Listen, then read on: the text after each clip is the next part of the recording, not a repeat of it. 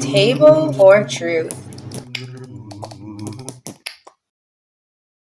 With that later on, but we'll get back to thwarting of domestic terrorism, and I will start since 2013 and roll through this quickly, if you don't mind. Sounds good. No, by all means, this is great.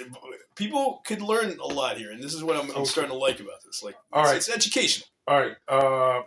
17 April 2013, Washington, D.C., 2 letters tested positive for ricin mailed to Mississippi Senator Roger Whittaker and President Obama are found at a mail screening facility. A third letter to an official was also discovered. So letter bombs. What are we looking at here? No, ricin. That's where you put it in anthrax kind of stuff. Right, exactly. All right, so anthrax attacks. So that's 3 people. Let me get the old calculator out here. Okay, so that's officially October 3rd, 2013, Washington, D.C. Miriam Carney was shot and killed near the Capitol after ramming the White House security fence. So they stopped her from getting in. What year was this? Oh, no, actually, if you want, you can use this one. This was October 3rd, 2013. Okay, so you have 3 people in 2017, and you have how many people? 1 person in 2013. This doesn't, again. Folks, even though this is a good list of factual information, for those of you who may find this boring, just simply go into your settings on YouTube or whatever and increase the speed by like 3-fold and skip a bit on this part, but at least all the facts and evidence are here. Sorry, let us hear Tyson continue. This doesn't, again, count all the law enforcement interventions in potential terrorist acts. Some of them are publicly reported. Excuse me. 17 September 2016, Seaside Park, New Jersey. Pipe bomb exploded at a site of planned Marine Corps benefits. No injuries due to delayed start of race, so there's pipe bombing people now would be part of the terrorist attack. I don't know the number of people that's seen that. Let's be terrorist going for me. Since September 2017, in Mandan, North Dakota, an individual arrested after attempting to attack President Donald Trump's motorcade with a forklift. Okay. That is December 22nd, 2017, San Francisco, California. One was arrested in ISIS-inspired plot for shooting attack on Pier 39 during Christmas holidays. And just so you know, I'm probably going to have this part fast forwarded so that those who want to look at the details can just press slow on the YouTube content or whatever you want to go on. So otherwise we're going to be super fast paced. Yeah, I'm just going to roll through this. 22 March 2018, Travis Air Force Base, California, attacker in a minivan carrying propane tanks drove through a gate at Travis Air Force Base, crashed and killing himself. That's 1 person gun. 21st May 2020, Corpus Christi, Texas. Attempted attack at Corpus Christi Naval Air Station. Attacker was fatally shot by Navy police. What guy? How many? 1. Okay. 15 Jan 2022.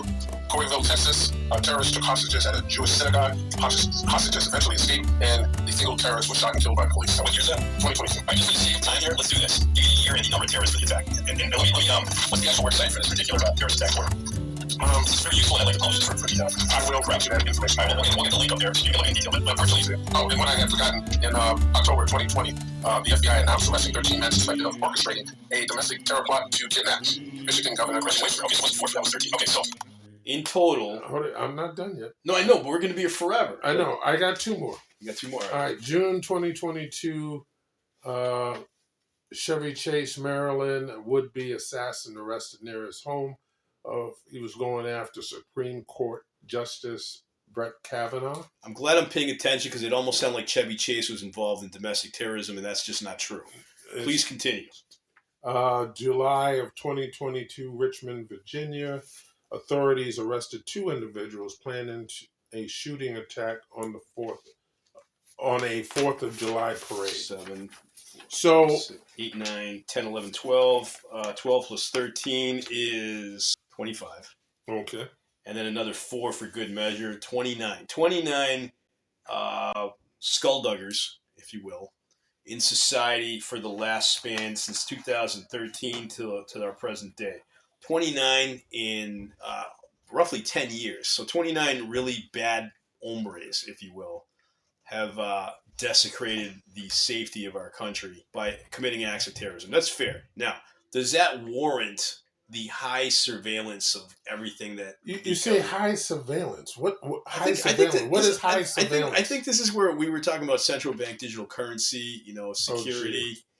I mean, we threw all these factors in, right? The Patriot Act. When all said and done, when we put it all together, there's like, is it justified? You know what the Patriot Act is? Yeah, it's basically spying on everybody. No, it gave the president additional powers, and that was under Bush.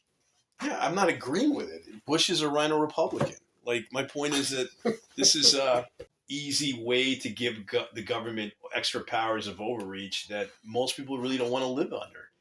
Okay, so no, they don't. They don't want to live under this like sort of weird sort of spiritual stranglehold of paranoid. Like, they're watching everything you do. Especially now in the internet, you can get canceled for X, Y, Z. You got to watch everything you say. We live in almost like a weird Orwellian sort of, purgatory. A lot of people feel that way. And when ultimately, like, when we go from that to that, people would rather live in a much more like wholesome, sort of relaxed lifestyle. Well, yeah, there's going to be stuff that we're going to deal with, right? BU. Well, okay, I'm not going to force the S word right now. In fact, I almost don't want to say the S word. Oh, good. But at the end of the day, people don't want to live under this kind of Orwellian sort of vibe that we're feeling. And honestly, it's not worth it. Like, there is things that happen, but we have to just accept that, there are going to be some attacks here and there. It's good that these were thwarted, but that's 20, what did I count? 29 people, I believe, in the last 10 years that were really bad terrorists, as opposed to 375 million people on average per year. So if you multiply that by 10 years, well, there obviously some of those people repeat, but that's how many people versus 29. The percentage of terrorism being like just such a constant threat that we have to have this level of surveillance. I don't know if people really necessarily want to buy into that. The head of the FBI. By the way, this is how they keep their jobs. So keep that in mind. In front of, I'm thinking whether it was a House or Senate committee, said that the number one thing that they're concerned about is domestic terrorism. Right, but looking at the stats, that's 29 people in 10 years. No, the stat. I just gave you something, a few items. Okay, so if the masses of moderates, all right, out there said, okay, give us every single claim of domestic terrorism, even if it's on an archive list, like those like Vietnam memorials, like literally etch them out in some like dung heap or something, right? And show us every 500,000 of these terrorists or in the last 10 years that you guys have protected us from. I think people would be more inclined then to go, you know what, maybe we do need the Patriot Act, right? Or maybe we need mass surveillance. I don't think people are necessarily buying into the I know this is the way people keep their jobs, right? Like bureaucracy. Mass surveillance. Where are you getting that? What is it that you do have agencies looking at the internet, social media, and things like that? They should not. I don't think they need to. No, I think. Really? I think there's a need for. Well, let's not go to extremes here. There needs to be some surveillance and monitoring. That's a fact. Yeah, I agree. But I feel like I'm one of the members of the Hill. It's always these milquetoast fence sitters that's like do their little podcast on that show, The Hill. Anyway, the fact is, we are in a place where that can so easily be opportunized as a way to get, the government to have a little bit more authoritarian overreach with their executive powers. And people don't really want that. Most people do not want to live under that kind of thing, especially with such a bad track record of how they handled COVID, how they've handled other issues. They're not, I get that whole look in your eye right now. Look, I'm telling you, the majority of my customers that represent all walks of life, all races, and all demographics, socioeconomic status, rich and poor alike, people with American Express Gold, and then people with a debit card, okay, or a Chime card that you don't get a card. Ultimately, the majority of them are like, honestly, I don't like this sort of like Orwellian world we live in. It's not, for the safety and security of everything, until something happens. Then they cry about security. Where was security? And every time you add security, you give up some freedom for that. That's just a plain fact. So would it be fair to say that maybe the way to go about this is to like monitor the magnitude of needs of programs and security as a thermostat, rather than just have it there and then just keep it there, like the Patriot Act? You lower down the magnitude of the Patriot Act being influential or applicable to society in times of not as much terrorism going on.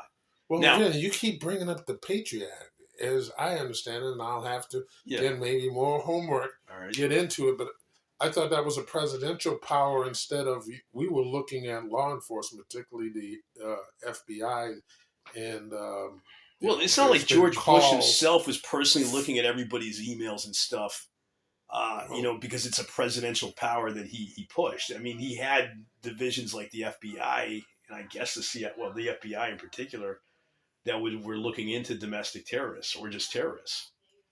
But like when all said and done, at the time with Bush, it was more of the international terrorists, whether it was ISIS and the Taliban and other factions that were out looking to harm either Western countries or the United States in particular. In sum, would you agree that maybe the most practical way to make everybody happy would be to... No, you can't. That is illogical. You can't make everybody happy. The majority of open-minded people that realize that compromises is a part of life. And who determines who's open-minded? Well, I guess the polls. I mean, right now, if Biden is not very popular due to, for instance, X, Y, Z, then, I mean, at least listen to that. If certain podcasters or news commentators or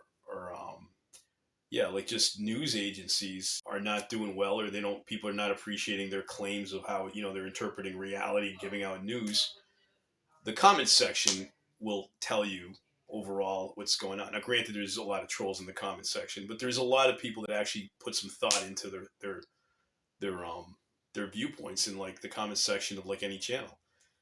Now, the irony is that in our show, watch our comment section get flooded with trolls. Whatever. No, that's good. That's freedom of speech. You don't freedom, want anyone. Freedom of speech. You don't want anybody monitoring. I guess whatever. Anymore, so we can't look at that. Please help support the human race by sharing, hitting a like, and subscribing. Share the wealth of any wisdom, knowledge, and understanding gained when you listen to our show. Thank you so much.